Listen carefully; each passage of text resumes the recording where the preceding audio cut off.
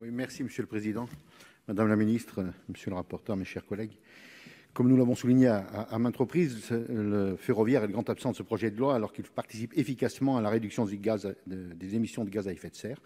Afin de respecter ces objectifs climatiques, nous proposons que la France s'engage à mettre en place un véritable plan d'investissement en faveur du transport ferroviaire de voyageurs, en investissant massivement d'ici 2030 dans la régénération du réseau ferré, sa modernisation et le renouvellement du matériel roulant. Ce plan d'investissement devrait être mis en œuvre dans un délai de 6 mois après la promulgation de la présente loi. Alors que la lutte contre le dérèglement climatique contraint à décarboner massivement le secteur des transports, premier secteur émetteur de gaz à effet de serre, le train est un allié essentiel pour atteindre nos objectifs. En effet, le train est un mode de transport particulièrement performant d'un point de vue environnemental. Il transporte 11% des passagers et 9% des marchandises pour seulement 0,3% des émissions de gaz à effet de serre du secteur de transport. C'est aussi un formidable outil d'aménagement du territoire, pourvoyeur de nombreux emplois non délocalisables.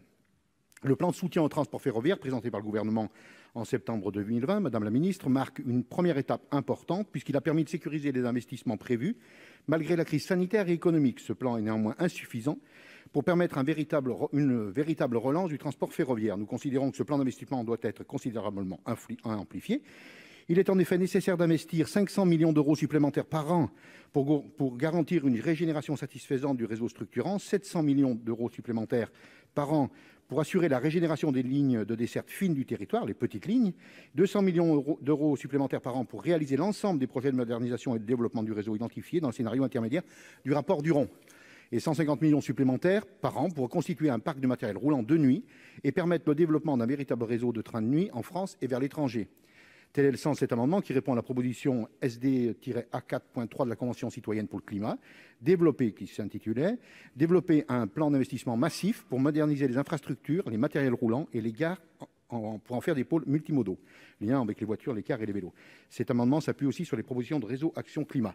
Et je ne doute pas que cet amendement aura un avis favorable de la Commission, puisque c'est un amendement identique au 611 rectifié, qui a, lui, un avis favorable. Merci.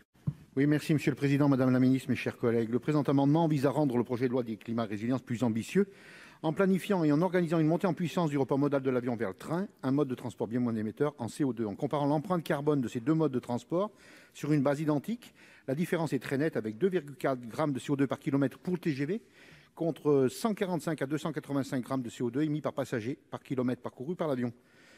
Selon une enquête de l'ADEME, voyager en train polluerait 23 fois moins que voyager par les airs. Ainsi, nous proposons par cet amendement d'envisager un renforcement dans le temps du dispositif prévu à l'article 36 en interdisant les services réguliers de transport aérien public de passagers concernant toutes les liaisons aériennes à l'intérieur du territoire français dont le trajet est également assuré sur un réseau ferré national. Merci.